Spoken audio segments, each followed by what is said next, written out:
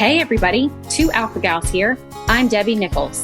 And I'm Candace Mathis, and you're listening to In the Tall Grass, where we're sharing stories of reinvention, resilience, and rediscovering joy.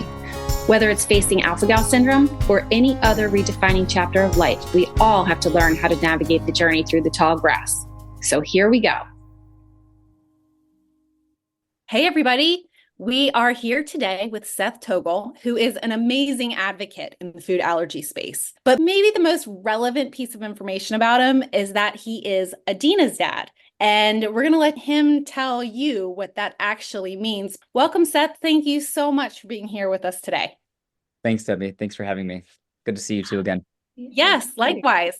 And really, we would love to jump right in and get started. And if you're comfortable, would you please share with us the story that prompted you to develop the ADINA Act? Yeah. So my daughter is ADINA. She is 13 years old, and she was diagnosed with celiac disease, a dairy allergy, and eosinophilic esophagitis, or EOE for short, when she was about 8 years old. We kind of just stayed in our own little bubble about it and just figured out our emotions, just figured out what it meant for like our family, and what we needed to do to take care of our daughter. She goes to summer camp, and in 2022, she was away at sleepaway camp. And, we prepared as much as we could with preparing her food and, her over-the-counter medications, her children's allergy medicine and inhalers and Tylenol and stuff like that, because she has to be gluten-free. But in 2022, she came down with strep throat, which in my opinion is kind of a rite of passage when you go to sleepaway camp. But she got strep throat, and we got a call. It was actually on mine and my wife's anniversary. And it was on the weekend, and we were out celebrating at a water park, and we got a call from camp that said, "Hey, Adina has strep throat. We have bulk supply of amoxicillin, and we need to know if it's safe to give to her." My wife and I are not pharmacists. We're not scientists or doctors or anything like that. And so we had no idea.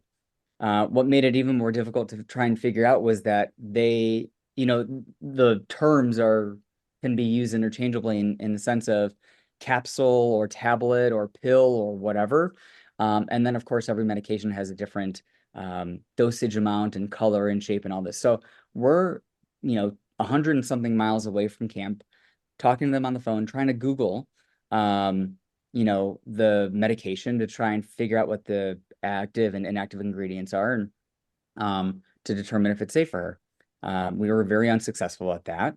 We called multiple pharmacies to try and figure out, can a pharmacist tell us what is going on? This was summer of 2022. So the pharmacies were still stressed for staffing, and it was towards the end of the day on a Saturday. No pharmacy. We called, I think, 3 different pharmacy companies. So like 2 big box pharmacies, and then, the local grocery store pharmacy. We called multiple locations of them to try and see if we can get some information. Maybe there's one person who is willing to help us out. No one would be willing to give any confirming information, because they don't want the liability. They didn't dispense the medication. They don't know exactly what it is. They don't want to tell us something that might be inaccurate and then cause further issues. So I said to my wife, let's give her the medication and then just have camp keep a really close eye on her and see what's going on and make sure she's okay. My wife reluctantly agreed, and we told camp to start giving her the amoxicillin. About less than a day later, she started having severe GI distress. She was throwing up. She couldn't keep anything down. She couldn't keep anything in. She became severely dehydrated. She really started demonstrating signs of symptoms. Had she, ingested gluten or dairy? And so we kept her at camp, talked to the medical staff there, said, just keep a really close eye on her. Let's see how things progress. Hopefully it'll pass. But in the meantime, she's still taking the amoxicillin. Normally, if Adina has gluten or dairy, it's in a matter of a day that she, from a GI standpoint, starts feeling better. And this just continued on after 2 or so days. We ended up getting a call at 2 a.m. One night, and it was camp, and they said, Adina's blood pressure fell to like 70 over 40, and she's not medically safe to stay at camp. She needs to be treated by a medical facility. The closest hospital is not able to treat pediatrics, so we have to take her to one that's over an hour away. We are going to get her there, but we need your permission to let us transport her there. And if you don't give that permission, that's fine. We'll have to call an ambulance. So it's not a matter of does she go to the hospital? It's a matter of how does she get to the hospital. So 2 o'clock in the morning, my wife is jumping out of bed. I'm half asleep. She's out the house already. I call her. She's on the road, and I said, "Where are you going?" She said, "Thanks for staying awake and for knowing what's happening." But she said, "Camp called. Adina's going to the hospital, and I'm in the car." I said, "Okay, let me know what you need me to do." Adina came home from the hospital later on that day after multiple rounds of fluids and everything like that. We got the leftover amoxicillin that camp gave her, and I looked up who the manufacturer was, and I looked up again, tried to on my computer try to figure this stuff out. Called the manufacturer. I said, "My name is Seth Togal. My daughter has been taking your medication. She has celiac disease and a dairy allergy. I need to know what's in your medication." "Well, sir, we have the active and inactive ingredients that you can find from online." I said, "I've looked online. Your website's impossible to navigate through." "Well, I can send it to you." No. I need to know what this means. I need to know, is there gluten or dairy in any of the components? And if so, I need this information immediately. "Well, sir, we don't have that information to give you." "What do you mean?" "Well, all I can do is give you the active and inactive ingredients." "Okay, great. Let me talk to a supervisor." "Sorry, sir. The only people that can escalate to a supervisor is a licensed physician. So please have your pediatrician or your doctor call us back, and we'll be happy to get a supervisor on board." The moment the rep said that to me, and I get it was a customer service rep, but the moment that person said that to me, and I could still hear her voice, I hung up the phone and I went on and I pulled up our state U.S. senators from Minnesota, which are Tina Smith and Amy Klobuchar. And I pulled up my U.S. representative, which is Congressman Dean Phillips. And I started drafting emails to them. And it was a matter of, I don't know, we were writing them once to twice a day, every day for a week and a half or so. And then I just got fed up. Probably wasn't even that long that I just got fed up. It was probably less than that time. But I just started calling their offices. When I got on the phone with Congressman Phillips's office here in Minnesota, and I started talking to an intern. It's the summer, so I start talking to an intern, and I say, "Hey, do me a favor, just for the hell of it, can you do these letters exist in the database anywhere? Can you find it for me?"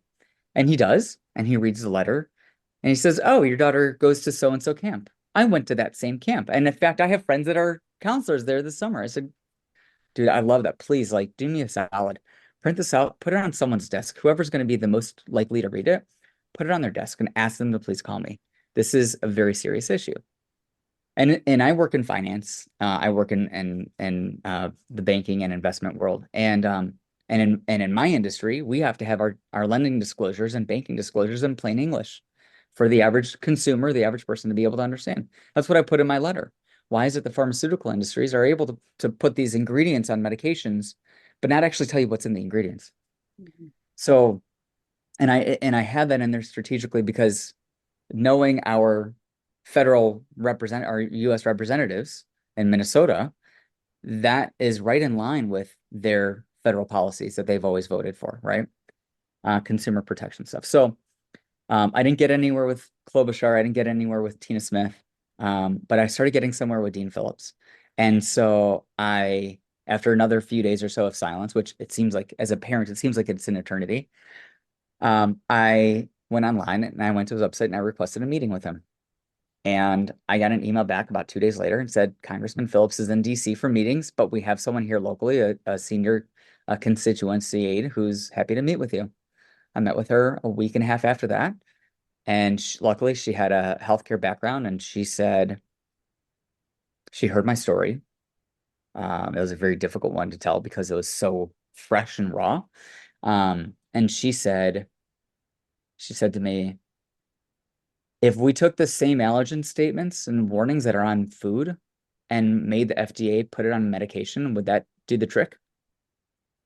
I said, yep. I said, if anything, that's a good start, because then there's the components of processing and equipment and all this other stuff. I said, but yeah, that's where we need to start. And she said, okay. She did some research. She didn't make any promises, which is fine. She did some research and she came back to us, I don't know, a month or so later, said, we've done a lot of looking into this. There was a Celiac and Medication Labeling Act that was introduced to the House in 2018, 2019 by a congressman in Ohio because his wife has celiac disease. And it got stagnant and didn't go anywhere. And so she said, I think we have something here, but the congressman wants to invite you and your wife to his office to meet and hear your story for himself. So we met with him. This is still in 2022, mind you. So all of this has happened from middle of July of 2022 till now we're in like October. Okay. And all of this has happened in that short time frame. And we go and we meet with him and he says, okay, so here's what we have. We've engaged with food allergy research and education. We've engaged with a number of other top leading food allergen and advocacy groups in the country. If we expand the search to include, or if we expand the verbiage to include food allergies, not just celiac, because ADINA has both, I think we can get something. And so I said, okay, great. So we get a call in February from his office and they say, hey, we want to come out to your house. We want to film a little promo thing because we're going to introduce this to the food allergy community. And we want to put a bill and we want to introduce a bill to the U.S. House of Representatives. And so we want to have a little promo, a little video so that when we do this, it's like our marketing campaign. We can do this with them. Awesome. And so he came out to our house in February. With the film crew was here. They were meeting with my wife and ADINA for a little bit. And then I came home, and then shortly after that, Dean came to the house. And he introduced the Allergen Disclosure in Non-Food Articles Act, aka the ADINA Act, which is, I'm telling this now, and I've told the story so many times, but I'm still getting choked up over it because they cared so much enough to make this so personable that they reworded, there's 10 different iterations of the title of it, but they made it to touch it so much that they made the name of the bill after her name, which was the coolest thing. Dean introduced the ADINA Act to fairs, Courage at Congress, fly-in in Washington, D.C. in 2023. He got his first 3 co-sponsors. So the bill was introduced, and I'm getting introduced in June of 2023, June 21st of 2023. And it was introduced with 2 Democrats and 2 Republican sponsors for the bill. And we've been going gangbusters since then. Your story is so incredible. I think like you totally choked me up. I did not know that what the acronym stood for. So yeah, it was, I don't even remember what some of the initial versions of it were, but we had like the draft of the verbiage beforehand, but there was no, it just says like, when you have a blank bill, it says HR, and then it's blank because there's no House resolution number. And then it just goes into the bill. Right. So when they came to the house and they showed it to us, it had the name in there. Wow. And that was cool. That was like, yeah, that's schoolhouse rock. Cool. Right? Yes, it is. I got chills when you said that, and I have it printed out up here on my notes for our conversation. So I was aware of it, and I still got chills both times you just said it, because that is so beautiful, because it is personal, right? Yeah. It is a personal issue that affects 30 some odd million people. Like it's crazy, but so lovely that they were able to sort of mold this bill around exactly what you had been through.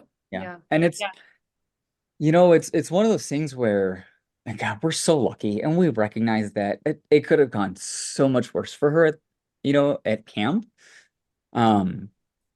And so many other bills are named after kids that don't survive what the bill is named after. And God, we recognize how lucky we are that ADINA she came home that same day. Right. And she's a thriving, sassy 13-year-old kid, right? So Yeah. there's so much about that we're just very grateful for, just how it all went down. Absolutely. Yeah, and we are too. And you sharing kind of your immediate action that you took, right? You took massive action. And as I can't imagine as a parent, what you deal with, with a child with severe food allergies and celiac disease. Debbie and I navigate this as adults. We were adult onset allergies, but it's different when it's your kid. Yeah. And you chose to step very bravely into making really big contacts. I think for a lot of people probably listening, that seems very overwhelming or out of reach, but it goes to show you that you don't know till you ask, right? Mhm. You don't know till you make that reach and look at all that has aligned. It's really amazing. So can you tell us now that we're in, 2024, what's the current status and the outlook of the ADINA Act? Yeah, so I think we have 38 total sponsors and co-sponsors. And I say that because technically Dean is the sponsor, he's the author of the bill. But when we include him, like everyone else is a co-sponsor. So when we include him, we have 38 co-sponsors, 38 sponsors and co-sponsors for the bill, for the House bill. Okay. We have a Senate sister bill. There's two on there. Senator Blumenthal from Connecticut, who is the introducing sponsor for the bill, and then Senator Amy Klobuchar, who signed on. Coincidentally, right before we went to DC, like a week and a half or so, right before we went to DC to lobby for the bill, and we had a meeting scheduled with her. So it was nice to be able to have the meeting with her team after she had already signed on. It made that meeting a lot easier. And we got to talk about things like, recognize AGS and Dillon's Law and some of the other things. So that was an easier meeting. But we have 38 in the House, and because it was initially authored and introduced to the House, it's a House bill and it's a House initiative. It's sitting in the Energy and Commerce Committee and the Health Subcommittee. And it's been there really since June of last year, since it was introduced. When a bill gets introduced, it immediately goes to committee, whatever the appropriate committee that's relevant for it. And it's been sitting in committees since then. We have a couple co-sponsors that are on the Energy and Commerce Committee, but it's not really high enough up on the priority list. Factoring also, there's a couple of things that need to be taken into consideration. This is a very critical bill, and it's one that will save lives when it's done. It's not a matter of if, but it will save lives when it's put into law. But at the same time that it was getting introduced, the FDA was in court facing litigation for the Plan B bill.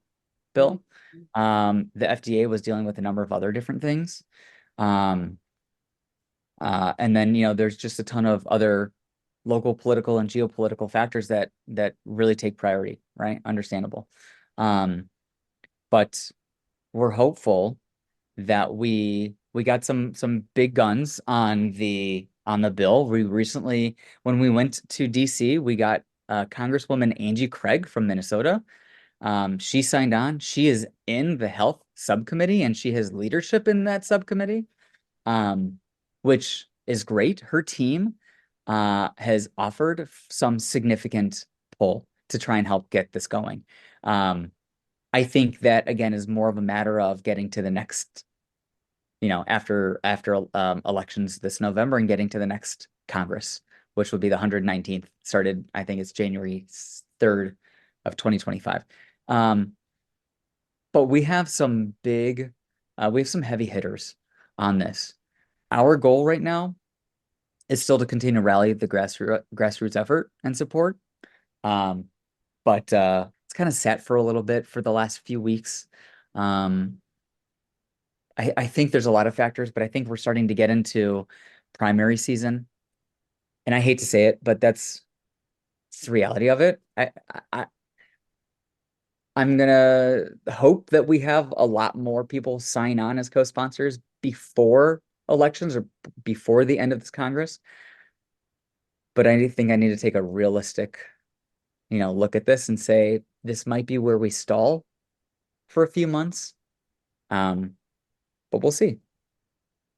That's really difficult because while it's stalling in the government, it's a very, very critical issue to your family and to all Yeah. the people living with food allergies, us included, right? It doesn't seem timely for it to pause, right? Because Yeah. our exposure, our cross contamination, our accidents, they don't pause. Right. So It's not fair, right? it isn't. It isn't. And I always say I hate to use that word, but there are so many times when it's necessary, and this is not fair. It's not Mhm. fair at all. Yeah. Yeah, and I'd honestly love to poll Congress and see how many people in Congress are affected by food allergies. A lot.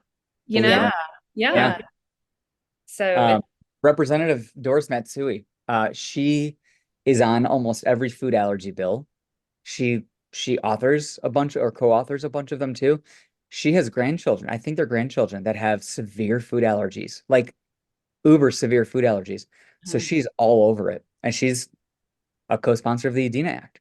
I think she was in the first 10 or 15 co-sponsors or something, right? But it's just nothing in Congress moves fast unless you want to ban TikTok. Right. I don't know when this is going to air, but the TikTok ban was just signed like a couple days ago, right? So Yeah. where are our priorities? Come on. I don't Right. know. Right. Not food allergies, apparently. No, and it's fascinating. I give this a lot of thought now, before I had food allergies, how little I thought about them. But they affect such a huge percentage of our population. And that's just going to continue to grow, especially when you're factoring in alpha-gal syndrome, which people contract now. So hopefully more and more people will be talking about it. And hopefully that will put some urgency on the conversation and the need to pass the bill. I'd love to take just a second and read the actual text of the bill, if you don't mind, Oh, go because ahead. I'm fascinated by it. It's worded so well. So the ADINA Act, Allergen Disclosure and Non-Food Articles Act, is to amend the Federal Food, Drug, and Cosmetic Act to require the label of a drug intended for human use to identify each ingredient in such drug that is or is derived directly or indirectly from a major food allergen or gluten-containing grain, or for other purposes. Seth, can you just sort of summarize for us what the Allergen Disclosure in Non-Food Articles Act, also known as the ADINA Act, can you just put that in words for us? So the Allergen Disclosure and Non-Food Articles Act, and Debbie, as you read the verbiage of it, it will require transparent and clear verbiage labeling on all over-the-counter and prescription medications. So it doesn't matter if it's Benadryl or your grocery store version of Benadryl or Tylenol or your Costco Kirkland acetaminophen, which by the way is labeled gluten-free. The Good to know. generics, they don't mind labeling gluten-free, which is baffling to me. But it will require allergen disclosure labeling on all over the counter and prescription medications. And that's so important because when you look at the active and inactive ingredients, it's not in plain English. It's some sulfate, whatever combination. So 15-letter Greek word that means absolutely nothing to the average consumer. When you get a prescription and you get that 10-page pamphlet or multi-page document or whatever it is, there will be a warning like you have on food. May contain or contains, and then we'll list the top major allergens and or gluten-containing grains. We are agnostic as to how the manufacturer discloses it. We don't care. Put a QR code on the packaging that takes you directly to their website where it's in their FAQ and says, here's our allergen disclosure. This specific product contains X. Don't take it. The information has to be easily accessible to the consumer and to the patient. That's all that we care for. We don't over-engineer it. Just make it easily accessible. Make it there for us to see it. Make it there for our physicians and the pharmacists to be able to pull up in the computer when the pharmacist is filling the medication. Oh, this thyroid medication contains gluten. Let's try and find one that doesn't.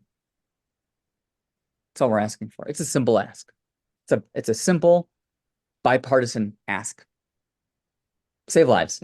That's it. So I am so fascinated by the wording used in the official language of the bill. It doesn't list specific allergens, except for the gluten-containing grain, I guess. It's not considered an allergen at this point, right? Okay, so that's why. The verbiage was left open intentionally Okay.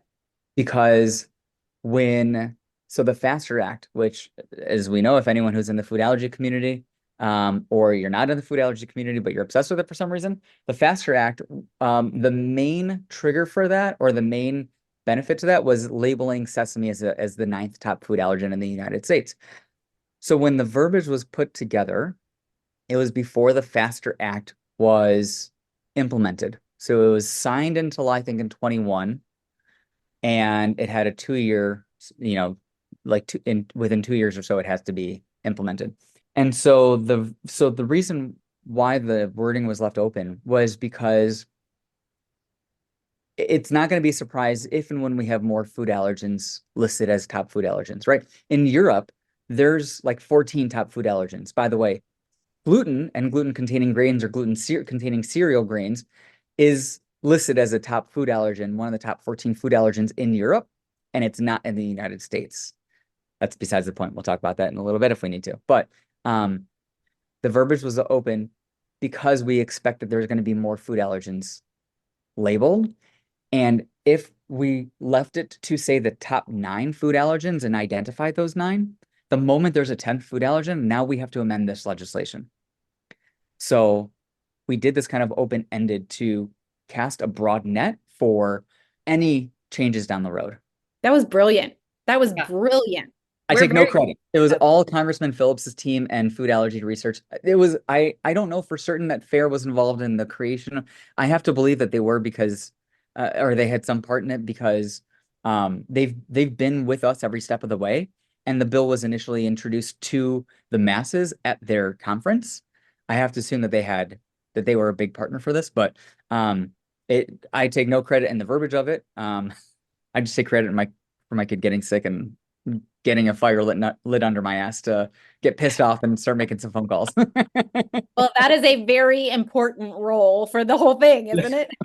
Yeah, and we're grateful for that because we, with alpha-gal, mammalian meat and byproducts does not fall, except for dairy, does not fall in any of the major food allergy categories yet.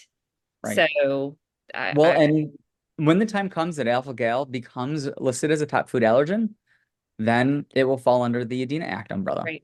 Right. And it needs to be an umbrella. It's not its own new policy. It's purely just progressing and advancing what we have to be better. Right. Well said. Yeah. And I think that's the beauty of it, right? This broad umbrella, that it's really going to cover those of us with food allergies. I love that. It gives me so much hope. And I love hearing about the support you've received from FAIR. Have you found that you've been receiving support across the food allergy community for the most part? Oh, for sure. Yeah. We have. So when the bill was introduced, there were 13 of the top food allergy. Let's see, there's the food allergy world,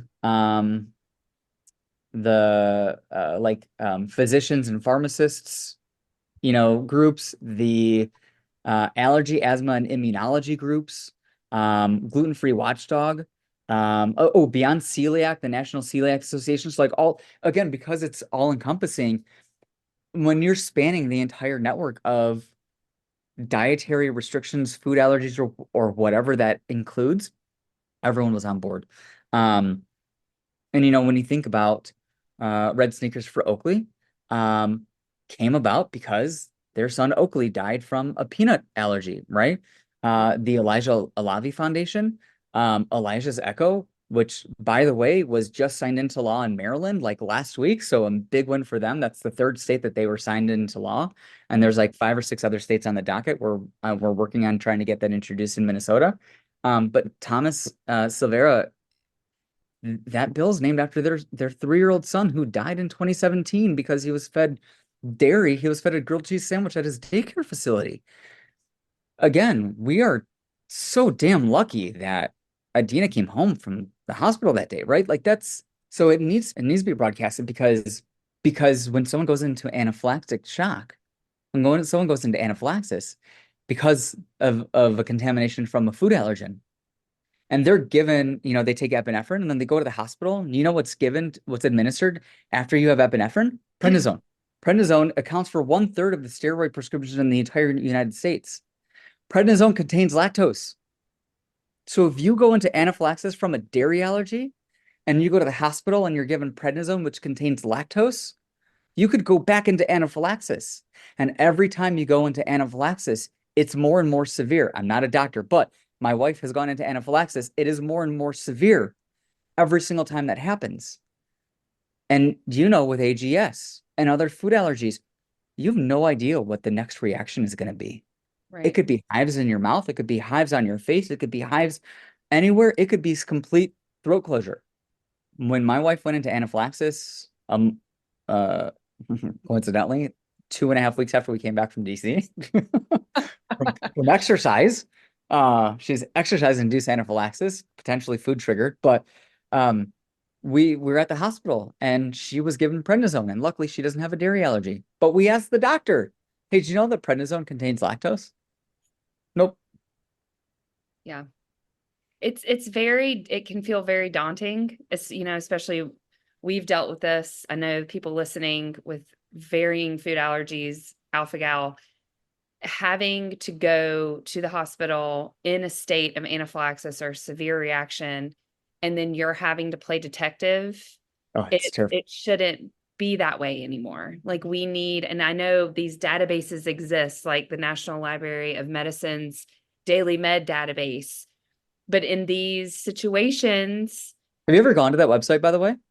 I You've gone to I Daily Med? haven't, but I have read about it. I've gone to Daily Med. okay, I've gone to Daily Med because, so first of all, obnoxiously cumbersome for Prozac, the medication Prozac, another one with the P, right? Um, Prozac has, because of all of its generic versions of it, there's 168 listings for ingredients. wow, So Daily Med has these codes, like these, it's a combination, it's like 3 digits, 5 digits, 2 digits, or whatever the code is for the medication, the manufacturer, the dosage, all of these different things. Every medication on the market has its own unique code. You have to have that code to get Daily Med to tell you what the specific medication is. I looked up one of my wife's medications on there and I couldn't find the code. And so I looked at all of them. And then through doing all of that, like however many, variations of this is, I couldn't find the exact manufacturer because I had the manufacturer from the prescription bottle. I couldn't find the exact manufacturer, the generic name for it, the like additional version, whatever that is. Like some of them are ER, HR, extended HCl, whatever that, I think it was an HCl something, which I don't even know what that is, but I had the manufacturer, the generic name for it, the dosage, and the pill form and shape and all of this other stuff. It wasn't on there. Couldn't find it. Didn't exist. The specific dosage didn't, because it'll have the color of the pill on, didn't have that her medication on this list. Right. But I know for a fact that it contains gluten. So if my daughter needed to take it, she'd have a severe reaction. well, and I think this goes to show how important legislation is. Like Debbie and I did not intend to dip our toe into legislative activities. I don't think when we You first didn't? started, as you know how it goes. Yeah. But I mean, I think this just shows how important it really is to take it to that level. Do you have any encouraging words for people that want to get involved, that feel like this is very overwhelming, or that their voice may not be heard, or that it's like a fruitless effort? Don't give up. Be relentless. Be annoyingly relentless. I like, no joke. When I say that it was a week and a half from this time to this time, I've gone back and I've looked at the email communications and whatever. It was probably a handful of days. But I emailed every single day. And when I got exhausted of the thank you for writing, we are so honored to be this person and that person, and this is important and blah, blah, blah, blah, right? Because you have to select when you're going to email on the website, you have to select like what the topic is. Is it, border safety? Is it health, health or financial or whatever the nonsense is, right? And then you get a boilerplate auto reply. So I got fed up and so I started calling. And you'll have to get through the gatekeepers. And if all else fails, request a meeting. Because if they deny requesting a meeting, then you go to the news. I tried to reach out to my representative or my senator. I've tried to reach out to my legislator. They refuse to meet with me. They refuse to hear my issue. That'll get their attention. Fortunately, I didn't have to do that. We didn't start going to the news until after the bill was already introduced. But be relentless. And I hate to say it. People say, write your legislators. Don't write their legislators. Your email's going to end up in a black hole. No one's looking at it. I hate to say it, but no one's looking at it. So call on Fridays, because that I've learned is when the legislator is not in office. They're either going back to their home base or back to DC. That's Friday is usually when the office is quieter. So call on Fridays and request meetings. Don't request a meeting with the legislator. Request a meeting with someone who's a constituent aide or an advisor to the legislator. Get their ear because they have the legislator's ear. And if you can tell a compelling enough story of why this is so important, yeah, then they'll start listening and get these other support groups on board. Food allergy research and education, FAIR. They have been, aside from Congressman Phillips's office, they have been the biggest lifeline and support for us. Jason and Joe and Sung. Jason is the senior vice president. Joe is on their government affairs team. He's a senior vice president on their government affairs team. Sung is the CEO. That entire group, amazing human beings. Just reach out to, social media is so big now.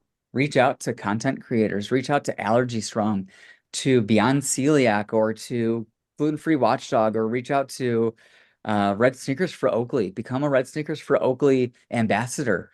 All of these other, there's so many content creators that are out there that are just doing incredible things, and they have the ear of these people. There's a young lady, she's 16 years old. Her name is Deli Schneider in near Milwaukee, Wisconsin. They're in the Milwaukee Appleton area.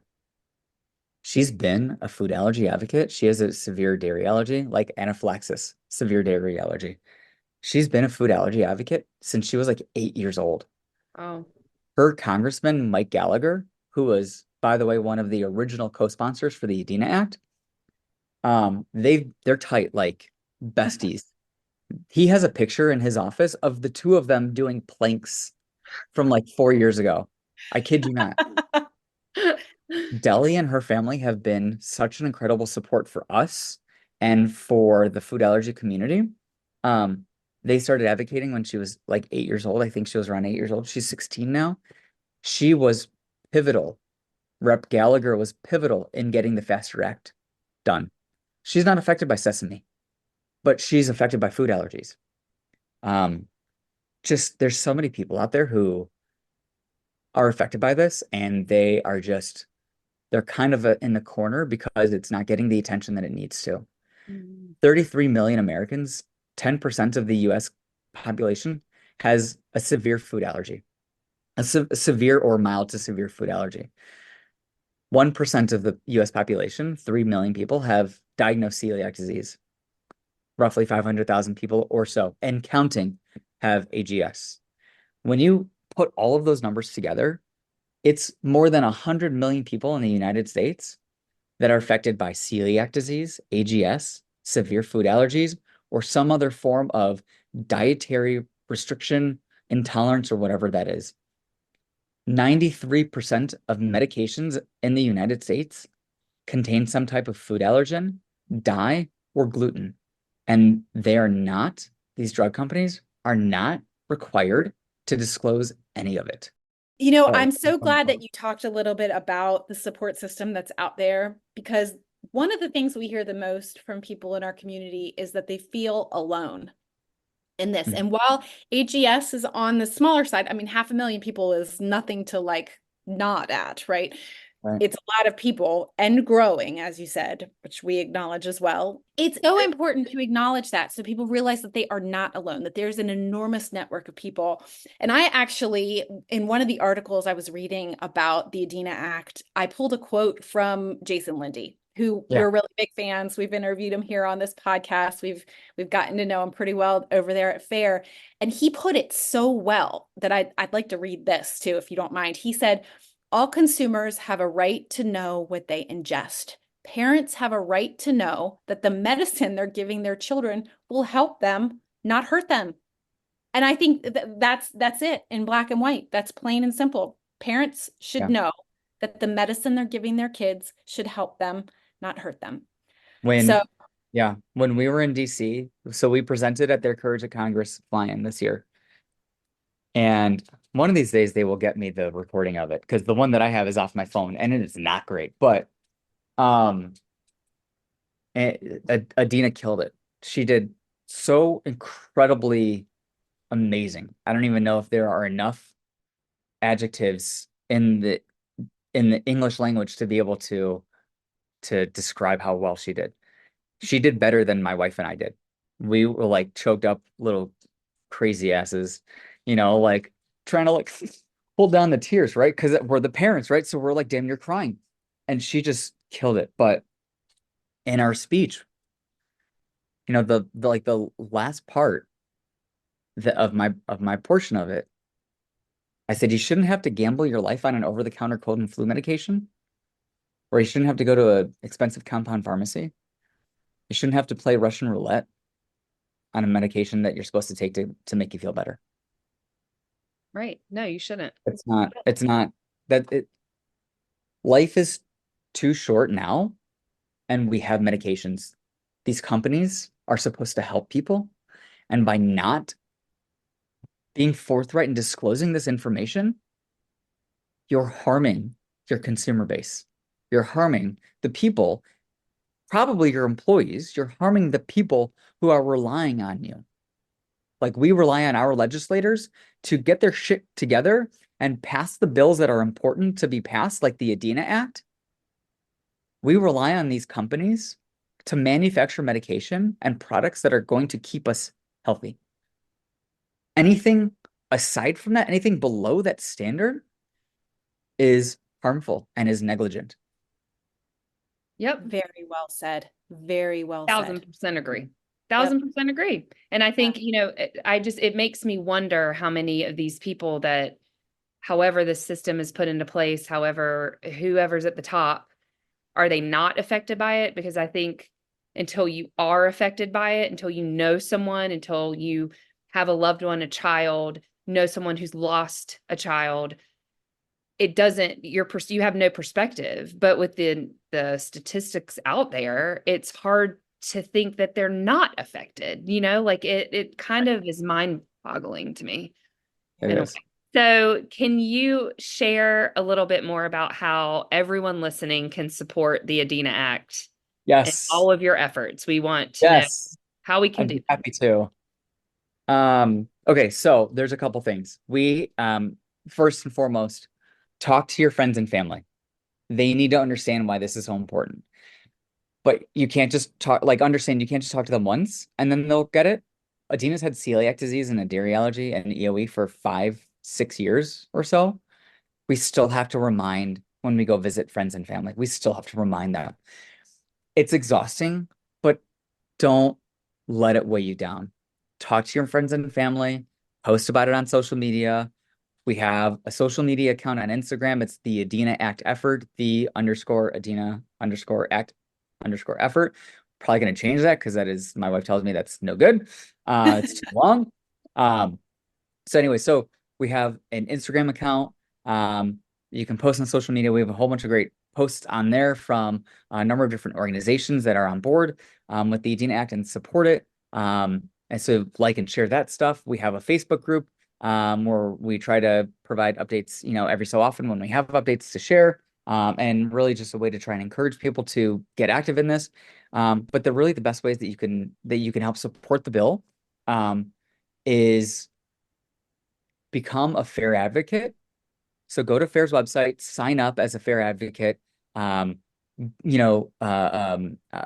emails and use that information and use their resources to talk to people that this is important to.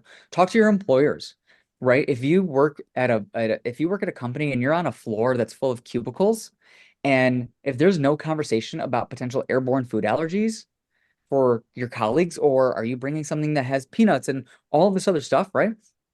Talk to them about that. Get your employers involved because this is so important. They should understand and they should be able to know about this.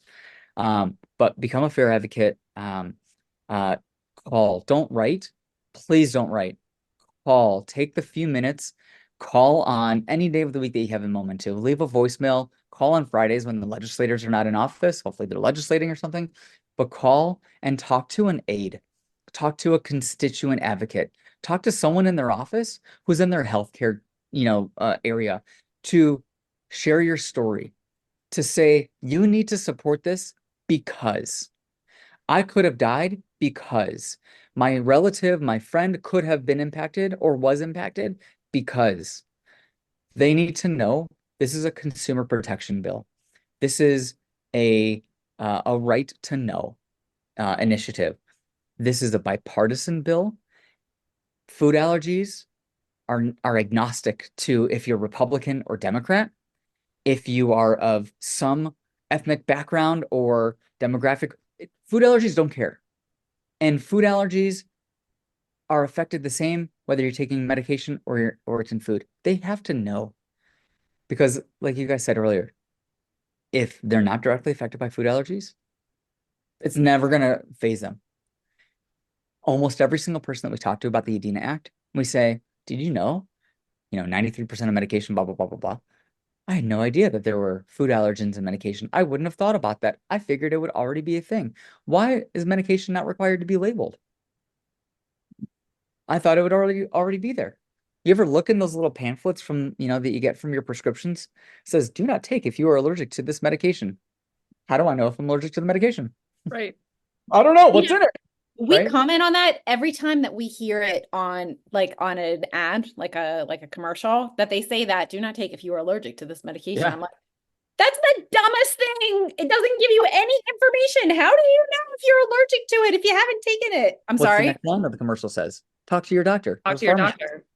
You ever talk to your doctor or pharmacist, ask them if they know what's in a medication? They have no idea. I actually got in a discussion with my doctor about this just a couple months ago, I guess it was. And I was like, okay, so we've got to look at this antibiotic you're prescribing for me. And she's like, okay, so you can't have dairy. No, you can't have dairy. You don't eat cheese? I was like, no, I don't eat cheese. She's like, no dairy at all? I was like, no dairy. I can't have it in my medication. I can't have it and for dessert. I can't have it in any which way. Talking to your doctor doesn't work either. And it sounds to me like the best thing that you can do based on what you're saying is to be relentless. Be annoyingly relentless. Yeah. Emphasis on annoyingly, because that's the only way they're going to start listening to you. I'm so glad that you provided so many tips for, our listeners to go out to make a case for why the ADINA Act is so important. I think, Seth, you've given some really incredible advice. And yeah. It's just inspiring. I think it's inspiring because I think it's so easy to get caught in the scarcity mindset and the fear. And you are empowering others to take that step. And it can be done. You showed how it can be done. Thank you. We appreciate that. You said it earlier, like never in my life did I think, I didn't wake up one day, I was like, oh, I'm going to be a food allergy and celiac advocate. But I'm proud that I am. You're damn good at it. Yeah. Trying. I appreciate that. We've met some amazing people, including yourselves. We've met some amazing people along this journey. A couple other things. We've met some really incredible people along this journey, and we're so grateful for everyone's support, from Congressman Phillips's office, from the entire team at FAIR. Again, all of the 13 or 14 nonprofits, Supermass T organization, like all of these, the FPIES organization were early, supporters, the Elijah Lavi Foundation. Again, all of these organizations that I never even heard of before. And all of a sudden they're supporting something that I was just a parent who was bitching and a parent who was mad. I'm like, why can't you tell me what's in this stupid medication that my kid took? And I'm like, I'm going to go. It's like, I felt like I was, no offense to anyone, but I felt like I was like a Karen, like, or the male version of Kevin, right? I'm going to go to your manager. I'm going to go to my congressman. And that's kind of like what I felt like what I was doing. But I'm glad that I did, because it turned out to be, unbeknownst to us, a much bigger thing that we ever imagined. So I'm really grateful for the two of you for having me on so we can talk about this. Are you ready, Seth, for our very last question? Yes. So Candace and I. Yes, I accept. No, I'm just kidding. I will accept this rose. Sorry. Exactly. Candace and I find a lot of joy in music. A big reason for that is that it's something that we don't react to. It's something that didn't have to change with our allergy diagnosis. So what I'd like to know is if there is a song or an artist or an album, any combination of those things, and it can be in this moment, it can be for all time, but is there a piece of music that brings you joy? And you can take all the time you want to think about this. We know it's the hardest question of all. So my internal music catalog goes from everything from like Thelonious Monk and Miles Davis, to like Dr. Dre and Sweet. I knew you were going to say that. Yeah, man, Seth. We love you even more. But my dad was a DJ growing up. So like a party DJ. He'd do like bar and bat mitzvahs and weddings and office parties and stuff like that. And so I was early on introduced to a bunch of different kind of music. So like my top musicians will range everything from the very controversial Michael Jackson to Whitney Houston, who by far is like one of my all-time favorite artists, to Queen. So I'd have to say, like all time, it's probably going to be Queen, Whitney, or Michael Jackson. All right. Pick any song in their entire catalog. It depends on the day, right? Okay, I will do this. Queen is "Don't Stop Me Now," which is like the best build-up song ever. Whitney is, oh God, there's like 4 of them. Really just take anything off of her first 2 albums. Yeah, take anything off of her first 2 albums. And then pretty much almost all of Michael Jackson's catalog up until like the last couple. Anything up until Dangerous. Anything up until Dangerous. When he was still really here, right? Yeah. But those musicians are just, it's not just about the music, it's about the genius behind the music. And that's what gets it for me. I like to know all the things of like how it works, right? Blake, of all time, what's going to get me going? It's going to be anything from those 3 artists. Love it. I think it's neat that you chose "Don't Stop Me Now" as the song that you named by Queen, because I think that is sort of your soundtrack for this conversation, right? Yeah. Nobody's going to stop you. And we are excited to see the progress of the ADINA Act, and we hope that we can bring you and maybe ADINA on for an update on where everything is in the coming months. And we are here to support you, and we can't wait to see you guys, this act soar. So thank you for taking the time to talk with us out of your busy evening. Really appreciate it.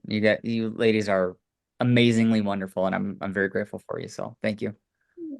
Thank you, Seth. Until next time. Till next time. Thank you for joining us today on In the Tall Grass. Visit us at 2alphagals.com. That's TWO alphagals.com. Or you can find us on Instagram and Facebook at 2alphagals. If you enjoyed listening, please leave a review and help us grow this community. We're all faced with obstacles on our journey, whether it be food allergies or tick-borne diseases. You might outgrow the reactions, but you won't outgrow the person you become. Ticks suck, but life doesn't have to.